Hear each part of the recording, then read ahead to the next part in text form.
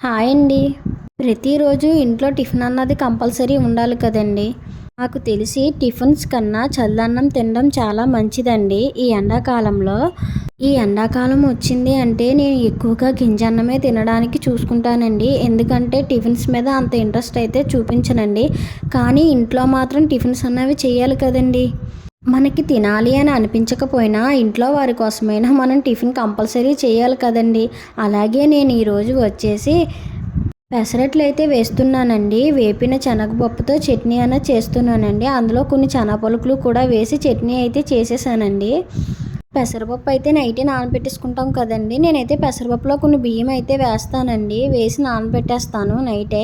ఉదయాన్నే లేచిన వెంటనే మిక్సీ కొట్టేసి ఇలా అట్లయితే వేసేస్తానండి. వేడివేడిగా తింటే చాలా బాగుంటుందండి ఈ పెసరట్టు అనేది. కొద్దిగా చల్లారిందైతే అస్సలు తినలేమండి ఈ అట్టుని. మా వారికి ఈ పెసరట్టు కూడా పలచనట్లులాగా పలచగా రావాలండి.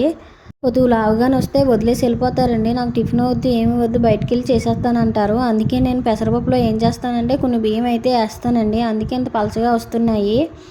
మనం ఎంత కష్టపడి వేస్తున్నాం కదండి. కొద్దిగా వాళ్ళకి నచ్చినట్టు వేస్తే వాళ్ళు తినేసి వెళ్ళిపోతే మనకు అదే తృప్తి కదండి. మా వారికి వేడివేడిగా వేసిస్తున్నానండి. తినేస్తున్నారు. ఒక విషయం చెప్పాలనుకుంటున్నానండి. ఈ ఎండాకాలంలో ఎక్కువగా గింజన్నం కానీ పెరుగన్నం కానీ తినండి. టిఫిన్ తిన్నా కూడా